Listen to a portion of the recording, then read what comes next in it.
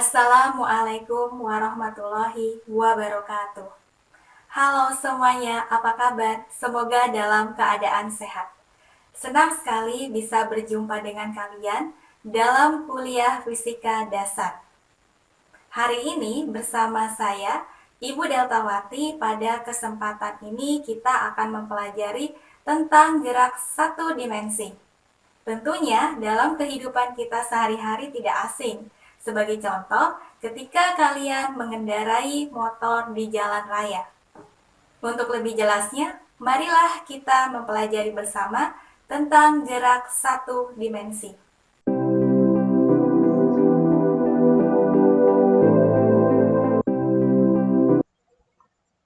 Hari ini kita akan belajar tentang gerak satu dimensi. Sebelumnya, kita lihat dulu peta konsepnya. Gerak satu dimensi ini nanti kita mempelajari memiliki besaran vektor dan skalar. Untuk besaran vektornya terdiri dari perpindahan, kecepatan rata-rata, kecepatan sesaat, dan percepatan. Sedangkan untuk besaran skalar, jarak, kelajuan rata-rata, dan kelajuan sesaat. Gerak satu dimensi terdiri dari gerak lurus beraturan dengan kecepatan konstan dan gerak lurus berubah beraturan dengan percepatan konstan. Benda dikatakan bergerak jika posisinya berubah terhadap acuan tertentu.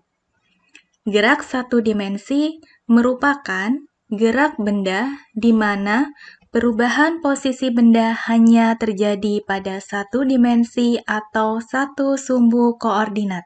Contohnya, mobil yang bergerak pada lintasan lurus.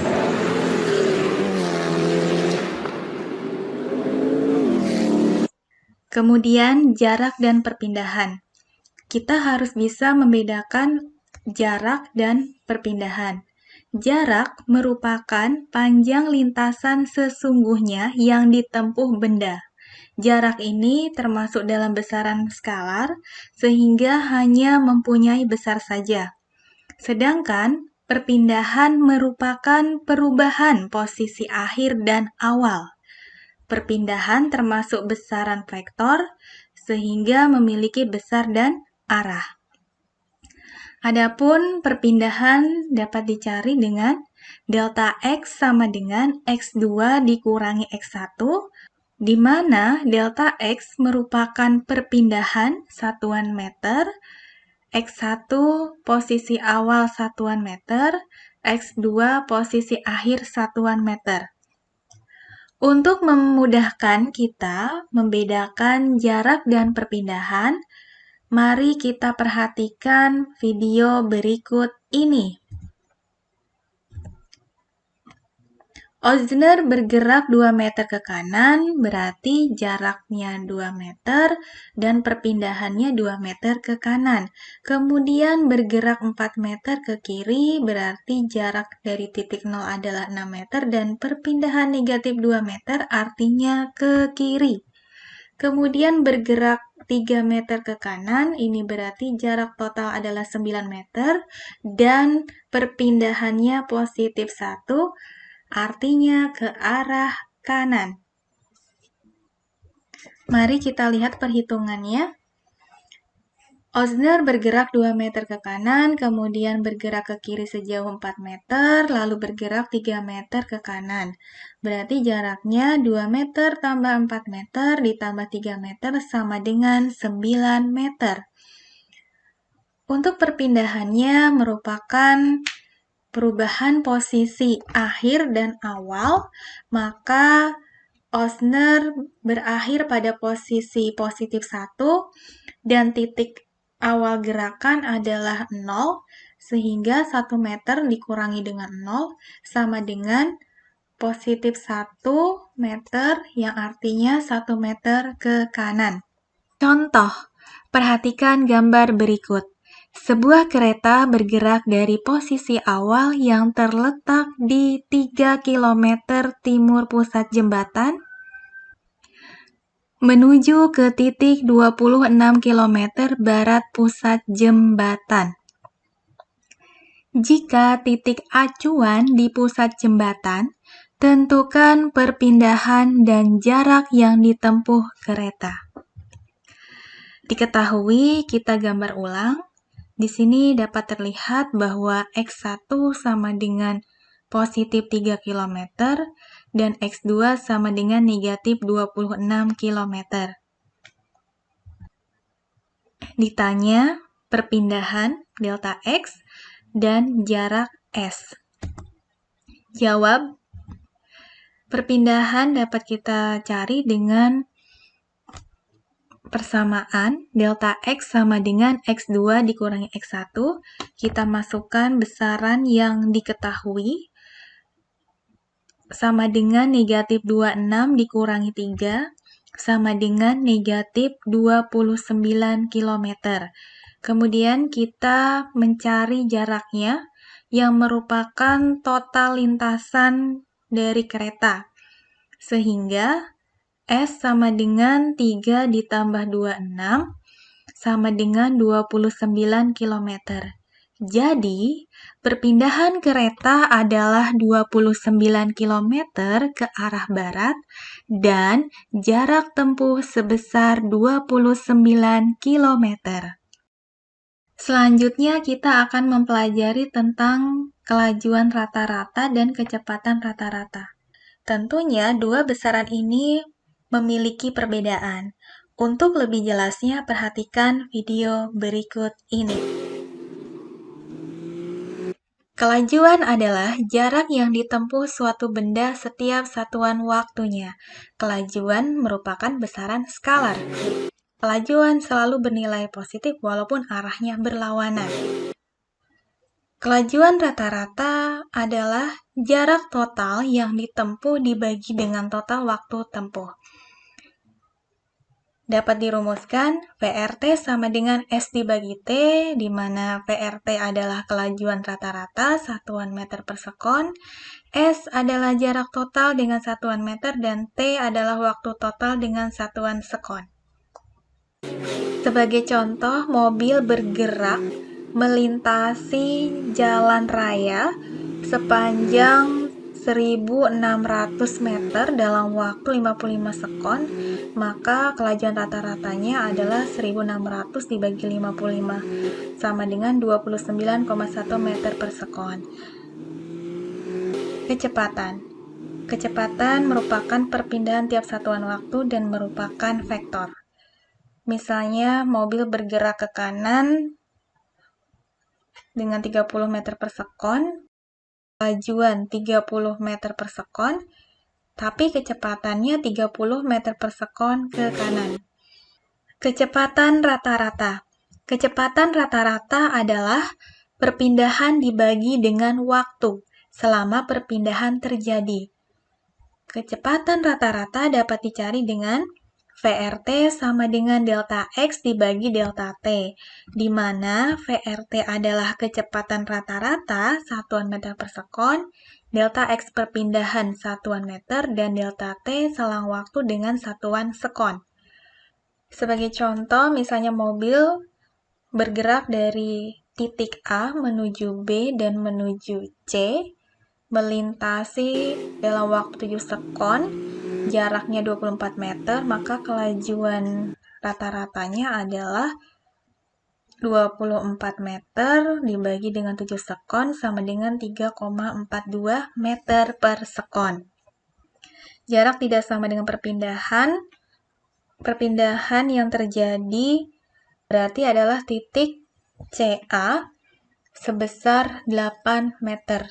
Dari sini kita akan mencari kecepatan rata-rata bahwa diketahui untuk perpindahannya tadi 8 meter, waktunya adalah 7 sekon, maka kecepatan rata-rata sama dengan 8 meter dibagi 7 sekon, sama dengan 1,14 meter per sekon ke arah kanan. Sekarang, kita akan menentukan kecepatan rata-rata dari grafik XT. Grafik posisi terhadap waktu. Seperti pada gambar, ini adalah grafik xt. Dari sini kita dapat menentukan kecepatan rata-ratanya dengan melihat kemiringan atau slope atau gradien yang mana dapat terlihat merupakan rasio dari delta x per delta t yang menunjukkan kecepatan rata-ratanya. VRT sama dengan delta x dibagi delta t. Contoh, Jaka lari 200 meter ke timur dengan kelajuan rata-rata 5 meter per sekon. Kemudian, 280 meter ke barat dengan kelajuan rata-rata 4 meter per sekon. Tentukan A. Kelajuan rata-rata Jaka dari posisi awal ke akhir. B. Kecepatan rata-rata Jaka dari posisi awal ke akhir. Untuk lebih mudahnya, kita gambarkan untuk kejadian ini, jadi diketahui. Nah, gambarnya seperti ini ya, bahwa untuk X1-nya adalah 200 meter, kemudian X2-nya adalah 280 meter ke barat. Nah, di sini kita akan mencari kelajuan rata-rata dan kecepatan rata-rata. Adapun penyelesaiannya sebagai berikut. Perpindahan merupakan perubahan posisi awal dan akhir, sehingga di sini delta X-nya sama dengan X2 dikurangi X1 sama dengan 280 dikurangi 200 sama dengan 80 meter ke arah barat. Kemudian jarak merupakan total lintasan benda bergerak. Berarti kita jumlahkan jarak yang ditempuh. Sehingga S sama dengan X1 ditambah X2 sama dengan 200 ditambah 280 sama dengan 480 meter. Untuk waktu yang diperlukan selama lari ke timur, itu dapat kita cari 200 dibagi 5, sama dengan 40 sekon. Sedangkan waktu yang diperlukan selama lari ke barat dapat kita hitung dengan cara 280 dibagi 4 sama dengan 70 sekon.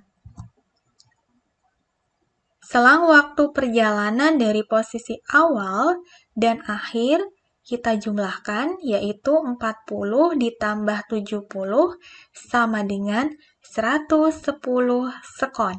Kemudian kita akan mencari kelajuan rata-rata dan kecepatan rata-rata.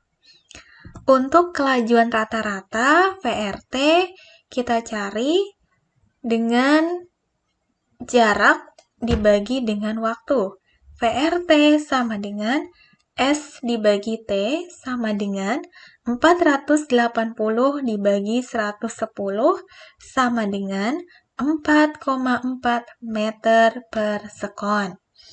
Kemudian, untuk kecepatan rata-ratanya dapat kita cari VRT sama dengan delta X dibagi delta T sama dengan 80 dibagi 110 sama dengan 0,73 meter per sekon ke arah barat. Jadi, kelajuan rata-rata Jaka dari posisi awal ke akhir adalah 4,4 meter per sekon dan kecepatan rata-rata Jaka dari posisi awal ke akhir adalah 0,73 meter per sekon ke arah barat. Selanjutnya, kita akan mempelajari tentang kecepatan sesaat. Kecepatan sesaat ini merupakan kecepatan pada saat tertentu. Untuk lebih jelasnya, perhatikanlah gambar berikut. Sebuah mobil bergerak dari titik awal A menuju B, kemudian balik arah menuju C, kemudian ke D, kemudian ke E, dan kemudian ke titik F, seperti terlihat pada tabel untuk gerakannya posisi A sampai F, kemudian diplot dalam grafik posisi terhadap waktu dapat dilihat pada gambar berikut.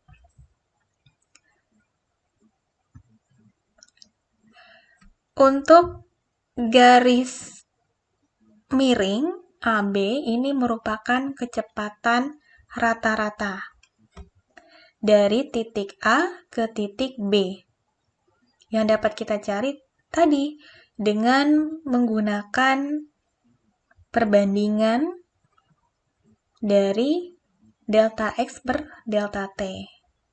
Dengan kata lain, gradien atau kemiringannya. Nah, sekarang pertanyaannya adalah bagaimana kita bisa menentukan kecepatan di salah satu titik tertentu. Misalnya di A, di B, di C, di D, di E, atau di F. Nah, sebagai contohnya, ini kita akan menentukan di titik A. Jadi, untuk menentukan kecepatan sesaat dapat dilihat dari grafik yang mana kemiringan garis singgung kurva dari posisi terhadap waktu ini adalah mewakili dari kecepatan pada saat di titik A. Misalnya mau di titik B, kita buat garis singgung di titik B, dan seterusnya. Kemudian, kecepatan sesaat adalah limit dari kecepatan rata-rata untuk selang waktu mendekati 0. Kecepatan sesaat sama dengan besarnya perubahan sesaat dari posisi terhadap waktu. Kecepatan sesaat dapat dirumuskan V sama dengan limit delta T mendekati 0, delta X per delta T sama dengan dx dt. Untuk kelajuan sesaat, sebuah partikel ini didefinisikan sebagai besar kecepatan sesaatnya. Contoh, sebuah mobil berhenti pada lampu lalu lintas. Kemudian, mobil bergerak di sepanjang jalan lurus sehingga jaraknya dari lampu diberikan oleh Xt sama dengan 2,4 T kuadrat dikurangi 0,12 T pangkat 3, di mana X dalam meter dan T dalam sekon. Tentukan A. Kecepatan rata-rata mobil untuk selang waktu T sama dengan 0 sampai T sama dengan 10 sekon. Kecepatan sesaat mobil pada T sama dengan 5 sekon, dan lama waktu setelah bergerak dari diam mobil tersebut kembali diam. Mari kita selesaikan.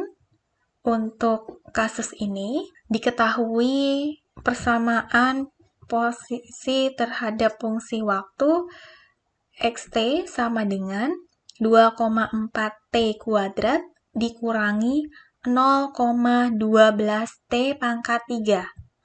Ditanya A, VRT dari T1 sama dengan 0 sampai T2 sama dengan 10 sekon. B, V, kecepatan sesaat mobil pada waktu 5 sekon. Dan C, mencari T. Penyelesaian. Jawab. Kita tulis kembali untuk persamaan posisinya. Kemudian untuk waktu T1 sama dengan 0, kita masukkan posisinya sama dengan 0. Kemudian kita masukkan untuk T2 sama dengan 10 ke dalam persamaan posisinya. maka didapatkan 120 meter. Dari sini kita bisa mencari kecepatan rata-rata dengan persamaan VRT sama dengan delta X dibagi delta T. Sama dengan 120 dikurangi 0 dibagi 10 dikurangi 0 sama dengan 12 meter per sekon. Jadi, kecepatan rata-rata mobil untuk selang waktu T sama dengan 0 sampai T sama dengan 10 sekon adalah 12 meter per sekon. Kemudian kita cari yang B, kita tuliskan lagi persamaannya. Kemudian untuk mencari kecepatan kita turunkan persamaan posisinya menjadi V sama dengan dx dt.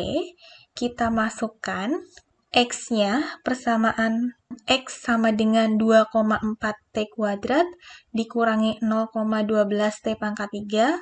Kemudian kita turunkan terhadap T, maka didapatkan hasil 4,8 T dikurangi 0,36 T kuadrat. Untuk T sama dengan 5 sekon, maka kita masukkan 5 sekon ke dalam persamaan ini.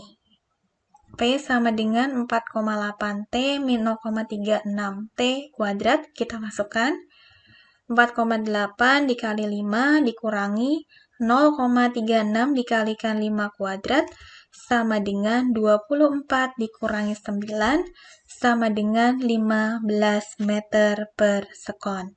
Jadi, kecepatan sesaat mobil pada T sama dengan 5 sekon sebesar 15 meter per sekon. Selanjutnya yang C, berhenti artinya kecepatannya sama dengan 0. Namun, kecepatan di sini bukan kecepatan awal yang sama dengan 0, tapi kecepatan pada saat T tertentu yang hasilnya adalah 0. Sehingga kita tuliskan kembali persamaan kecepatannya. V sama dengan 4,8 T dikurangi 0,36 T kuadrat.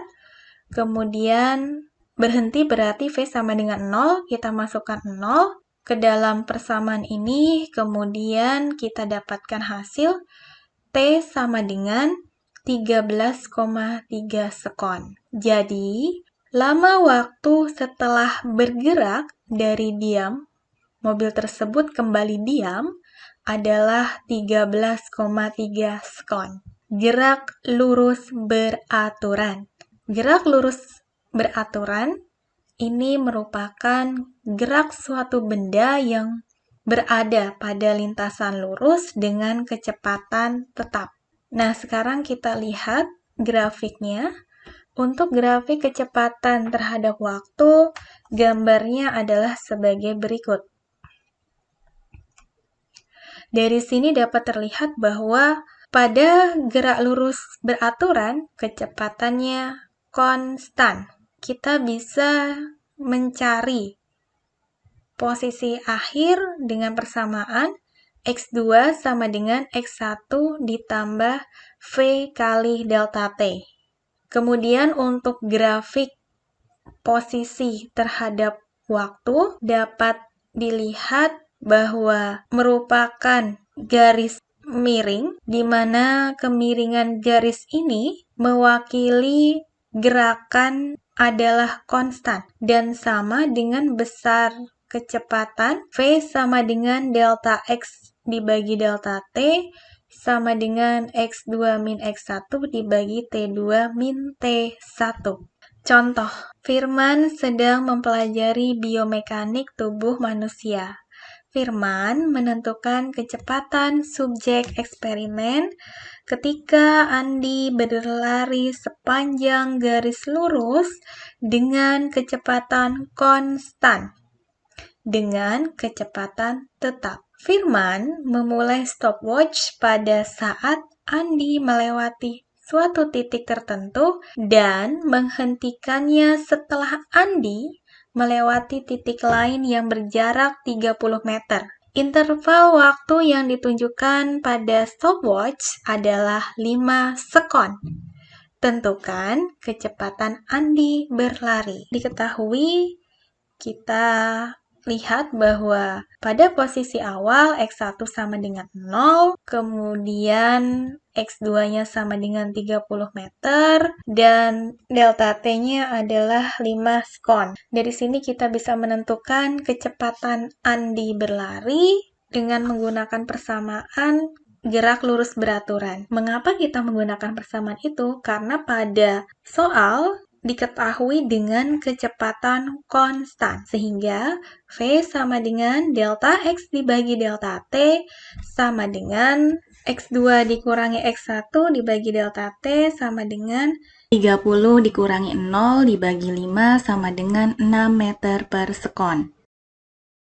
Jadi, kecepatan Andi berlari adalah 6 meter per sekon. Selanjutnya, kita akan mempelajari tentang percepatan. Benda mempunyai percepatan jika kecepatan benda yang bergerak berubah terhadap waktu. Percepatan menggambarkan laju perubahan kecepatan terhadap waktu. Dan ingat, percepatan merupakan besaran vektor, artinya memiliki besar dan arah. Untuk lebih jelasnya, kita lihat video berikut ini. Percepatannya mengikuti arah gerak, kemudian mobil ini semakin lama semakin cepat gerakannya, berarti percepatannya positif. Kemudian mengerem dan kecepatannya berkurang, sehingga di sini percepatannya negatif. Percepatan rata-rata. Perhatikan gambar berikut. Sebuah mobil dari titik P1 dengan kecepatan V1, kemudian mencapai P2 dengan kecepatan V2, maka di sini dapat kita ketahui bahwa percepatan rata-rata ART saat partikel tersebut bergerak dari titik P1 ke titik P2 sebagai besaran vektor yang komponen X-nya adalah delta V merupakan perubahan komponen X dari kecepatan dibagi selang waktu delta T. Sehingga secara matematis percepatan rata-rata ART sama dengan delta V dibagi delta T, di mana ART sama dengan percepatan rata-rata dengan satuan meter per sekon kuadrat, delta V sama dengan perubahan kecepatan dengan satuan meter per sekon, delta T sama dengan selang waktu dengan satuan sekon. Percepatan sesaat. Percepatan sesaat adalah limit dari percepatan rata-rata pada selang waktu mendekati 0. Percepatan sesaat sama dengan laju perubahan sesaat dari kecepatan terhadap waktu. Dapat dirumuskan, A sama dengan limit delta T mendekati 0, delta V dibagi delta T sama dengan dV dt. Dari sini dapat terlihat bahwa percepatan merupakan turunan dari kecepatan terhadap waktu. Selanjutnya, percepatan sesaat A ini merupakan turunan kedua X terhadap T, di mana untuk kecepatan sesaat V sama dengan dx dt, maka untuk percepatannya dapat kita cari A sama dengan dv dt sama dengan d dt dx dt sama dengan d kuadrat x dt kuadrat. Sekali lagi, percepatan sesaat merupakan turunan kedua X terhadap T. Sekarang kita akan melihat grafik kecepatan terhadap waktu. Perhatikan grafik ini. Percepatan rata-rata antara T1 dan T2 sama dengan kemiringan dari garis P1, P2. Kemiringan dari garis V1-P2 ini mendekati kemiringan dari garis yang bersinggungan dengan kurva pada titik P1. Sehingga pada sebuah grafik, kecepatan sebagai fungsi waktu dapat diketahui percepatan sesaat pada setiap titik sama dengan kemiringan dari tangen kurva tersebut pada titik itu. Untuk lebih jelasnya, kita kerjakan contoh ini ya. Kecepatan sebuah mobil sebagai fungsi waktu diberikan oleh Vt sama dengan 3 ditambah 0,1 T kuadrat, di mana X dalam meter dan T dalam sekon.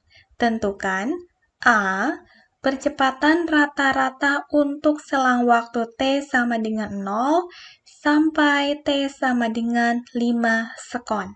B, percepatan sesaat pada T sama dengan 5 sekon. Diketahui Vt sama dengan 3 ditambah 0,1 T kuadrat. Ditanya, A, percepatan rata-rata saat T1 sama dengan 0 sampai T2 sama dengan 5 sekon.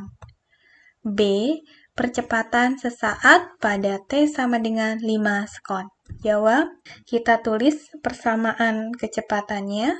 Vt sama dengan 3 tambah 0,1 T kuadrat. Pada saat T1 sama dengan 0, kita masukkan ke persamaan Vt itu sama dengan 3 ditambah 0,1 kalikan 0 kuadrat. Hasilnya adalah 3 meter per sekon. Kemudian pada saat T2 sama dengan 5 sekon, kita masukkan ke dalam persamaan Vt untuk T sama dengan 5. Sehingga V sama dengan 3 tambah 0,1 dikali 5 kuadrat sama dengan 5,5 meter per sekon. Nah, dari sini kita bisa menentukan percepatan rata-rata dengan persamaan delta V dibagi delta T. Kita masukkan untuk V 2-nya itu ketika 5 sekon dan V 1-nya ketika T1 sama dengan 0 sekon. Sehingga 5,5 dikurangi 3 dibagi 5 dikurangi 0 sama dengan 0,5 meter per sekon kuadrat. Jadi, percepatan rata-rata untuk selang waktu T sama dengan 0 sampai T sama dengan 5 sekon adalah 0,5 meter per sekon kuadrat. Selanjutnya, kita tulis lagi persamaannya. Kemudian, untuk mencari percepatan, kita turunkan. Karena persamaan yang diketahui adalah kecepatan, maka kita turunkan satu kali saja terhadap T, sehingga A sama dengan dP dt. Sama dengan ddt dimasukkan persamaan V-nya, kita masukkan sehingga 3 ditambah 0,1 T kuadrat, kita turunkan, hasilnya adalah 0,2 T. Nah, kemudian untuk waktu sama dengan 5 sekon, sesuai dengan yang diinginkan oleh soal, kita masukkan waktu 5 sekon ini ke dalam persamaan A. Sehingga A sama dengan 0,2 kalikan 5, hasilnya adalah 1 meter per sekon kuadrat. Jadi, percepatan sesaat pada T sama dengan 5 sekon sebesar 1 meter per sekon kuadrat. Bagaimana? Mudah kan? Selanjutnya, gerak lurus berubah beraturan. Gerak lurus berubah beraturan atau biasa disingkat GLBB merupakan gerak benda pada lintasan lurus dengan percepatan tetap. Berikut digambarkan grafik gerak lurus berubah beraturan AT, VT, dan XT. Untuk grafik ini merupakan gerak benda yang bergerak dengan kecepatan semakin besar. Dengan kata lain, gerakannya dipercepat. Pada grafik ini, kita lihat satu-satu ya. Untuk grafik percepatan terhadap waktu, dapat terlihat bahwa untuk percepatannya adalah konstan. Kemudian, V T seperti pada gambar ini, kemudian untuk grafik XT seperti pada gambar. GLBB dipercepat mempunyai kecepatan yang semakin lama semakin besar dan percepatannya positif. Kemudian, untuk GLBB diperlambat, mempunyai kecepatan yang semakin lama semakin kecil dan percepatannya negatif. Biasanya, percepatan negatif ini disebut atau kata lainnya adalah perlambatan. Untuk persamaan pada GLBB adalah sebagai berikut. V sama dengan V0 ditambah AT, X sama dengan X0 ditambah POT plus setengah AT kuadrat. V kuadrat sama dengan V0 kuadrat ditambah 2A X min X0. V sama dengan kecepatan akhir satuan meter per sekon, V0 kecepatan awal satuan meter per sekon, A percepatan dengan satuan meter per sekon kuadrat, X posisi akhir satuan meter, X0 posisi awal dengan satuan meter, dan T adalah waktu dalam satuan sekon.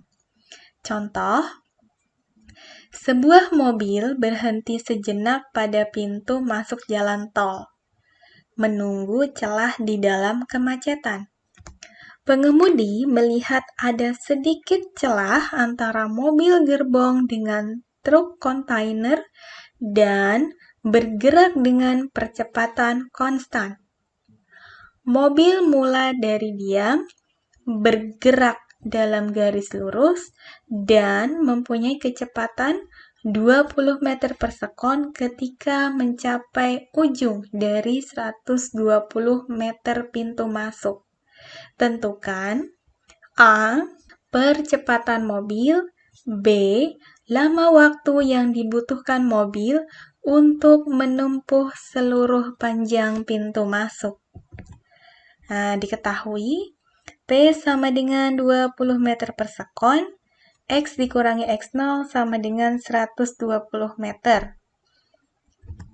Ditanya percepatan A dan nama waktu T. Penyelesaian, jawab.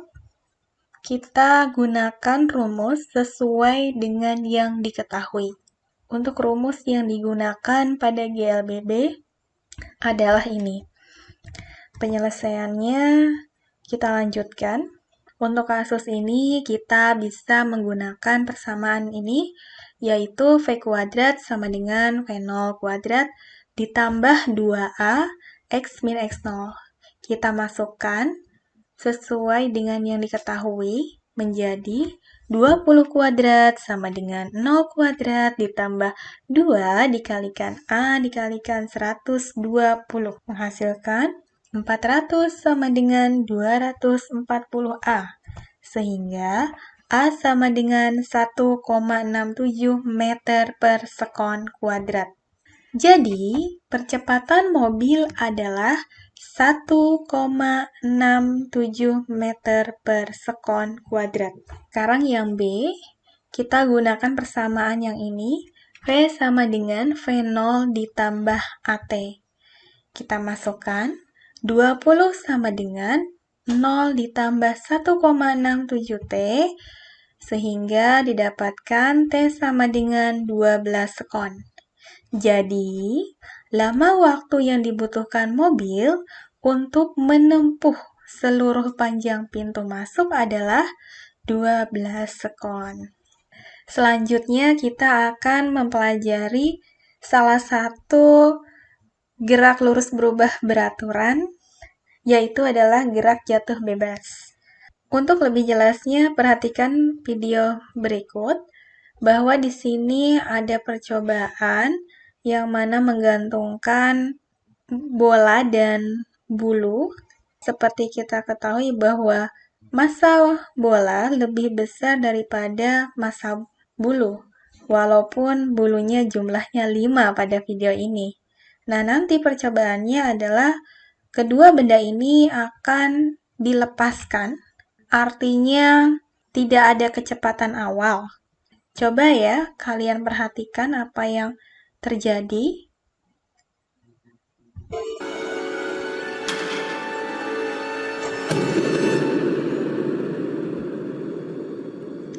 Ternyata bola jatuh terlebih dahulu ke bawah daripada bulu.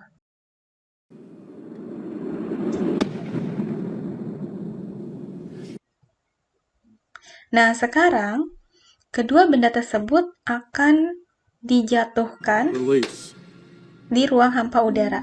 Lihat apa yang terjadi.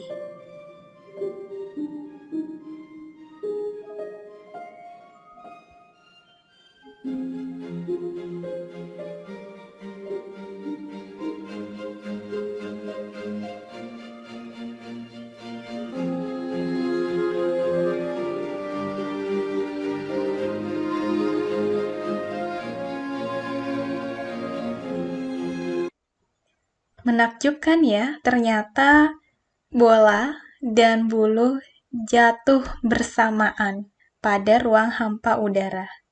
Walaupun tadi masanya berbeda, ukurannya berbeda, ternyata pada gerak jatuh bebas tidak dipengaruhi oleh massa ataupun bentuk, mereka akan jatuh bersamaan.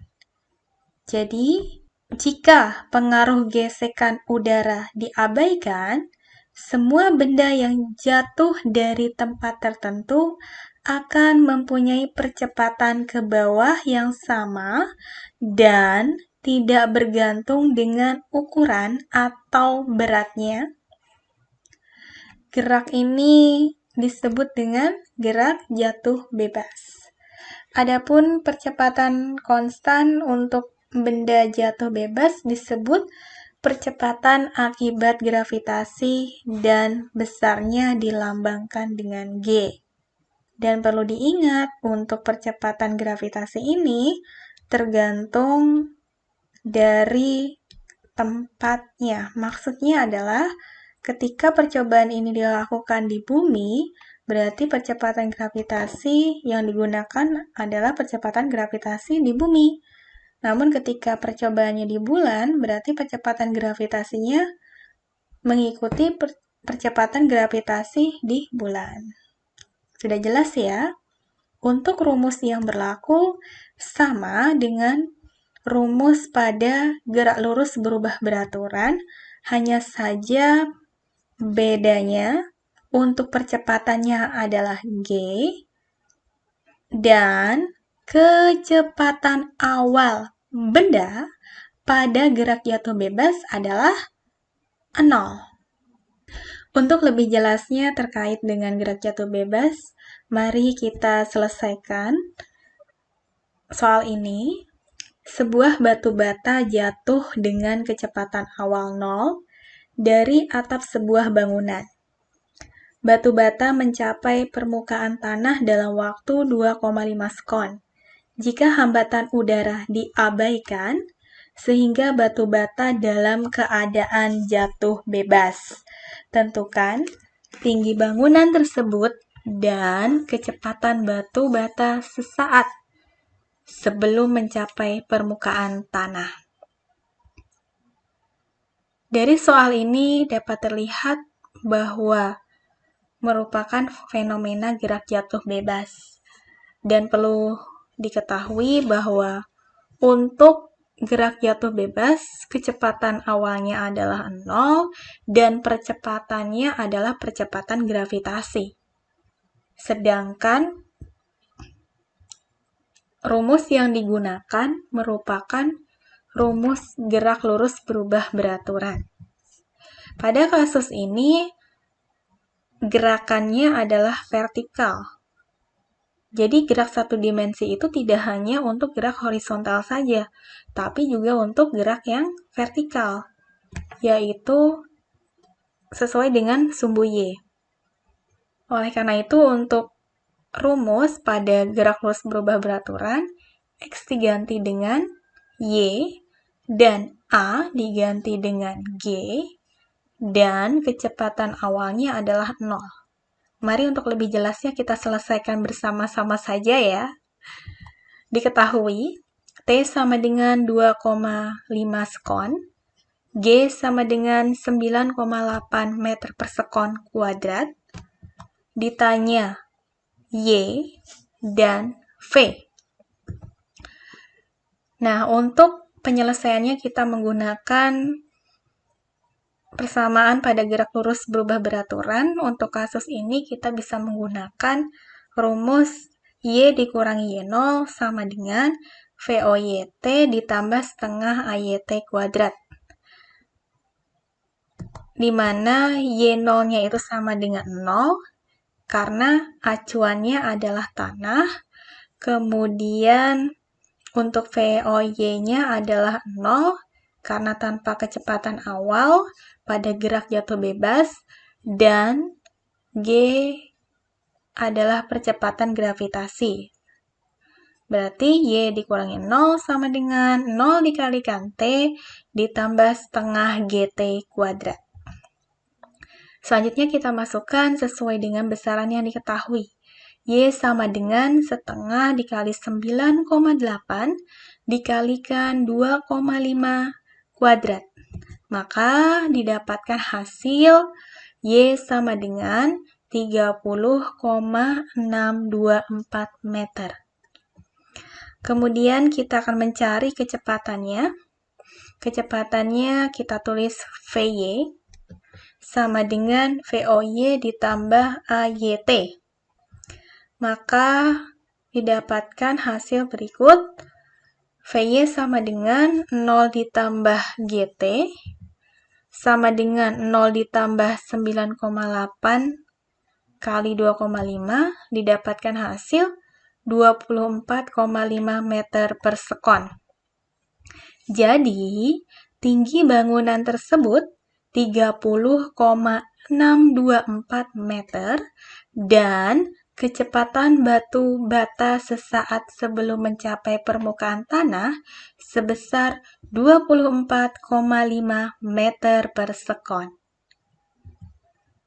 Selanjutnya, menentukan kecepatan dan posisi dengan integrasi.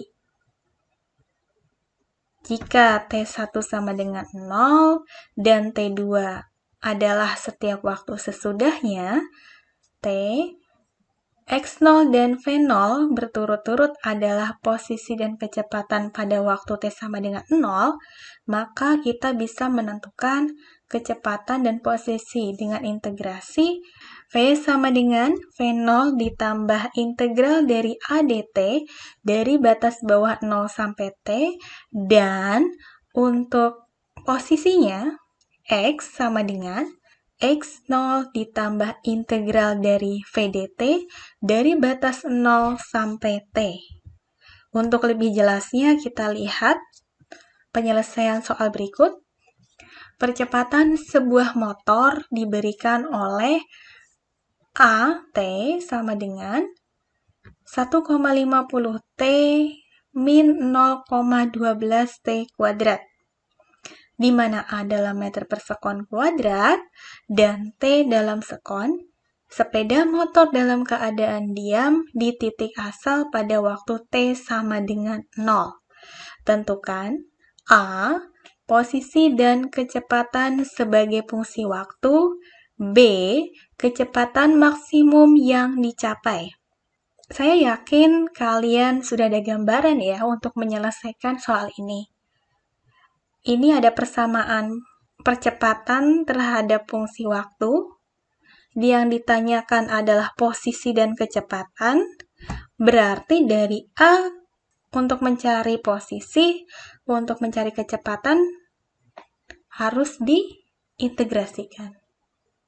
Ya. Kemudian langsung saja kita selesaikan bersama-sama. Diketahui kita tulis kembali. Percepatan sebagai fungsi waktu T sama dengan 1,50 T dikurangi 0,12 T kuadrat. Pertanyaannya adalah X sebagai fungsi waktu dan V sebagai fungsi waktu. Kemudian yang B, kecepatan maksimum yang dicapai. Kita selesaikan ya. Jawab, pada saat T sama dengan 0 dalam keadaan diam. Artinya apa? Ya, V0 sama dengan 0. Kemudian, kita integralkan ya dari A ke V. Berarti kita integralkan ya. A ke V integralnya berarti V sama dengan V0 ditambah integral A dt dari batas bawah 0 sampai T. Kita masukkan untuk persamaan A-nya sehingga V sama dengan V0 ditambah integral dari 1,50 T min 0,12 T kuadrat dt dari batas bawah 0 sampai T. Kemudian V0-nya tadi adalah 0, maka kita integralkan dan hasilnya adalah V sama dengan 0,75 T kuadrat dikurangi 0,04 T pangkat 3. Sehingga kecepatan sebagai fungsi waktu bisa dinyatakan V sama dengan 0,75 T kuadrat min 0,04 T pangkat 3. Kemudian kita akan mencari posisi sebagai fungsi waktu. Nah, kita integralkan saja. Berarti X sama dengan X0 ditambah integral dari V dt dari batas 0 sampai T. Kita masukkan X sama dengan 0 ditambah integral dari 0,75 T kuadrat dikurangi 0,04 T pangkat 3 dt dari batas 0 sampai T. Kemudian kita integralkan ya. X sama dengan 0,25 T pangkat 3 dikurangi 0,01 T pangkat 4. Posisi sebagai fungsi waktunya dinyatakan X T sama dengan 0,25 T pangkat 3 dikurangi 0,0 T pangkat 4. Sekarang yang B. Karena A sama dengan dV dt, maka kecepatan maksimum terjadi ketika A sama dengan 0. Nah, kita masukkan ya, A sama dengan dV dt sama dengan 0. Kita masukkan A-nya 1,50 T dikurangi 0,12 T kuadrat sama dengan 0. Sehingga T sama dengan 0 atau 1,5 dikurangi 0,12 T sama dengan 0. Sehingga T sama dengan 0 atau T sama dengan 12,5 sekon. Untuk T sama dengan 0 pada V sama dengan 0 bukan maksimum. Sehingga T yang digunakan adalah T sama dengan 12,5 sekon. Kemudian untuk V-nya sama dengan 0,75 T kuadrat dikurangi 0,04 T pangkat 3. Untuk V maksimumnya sama dengan 0,75 dikali 12,5 kuadrat dikurangi 0,04 kali 12,5 pangkat 3. Sesuai dengan batas waktunya. Kemudian kita hasilkan Vmax sama dengan 39,1 meter per sekon. Jadi, kecepatan maksimum yang dicapai sebesar 39,1 meter per sekon.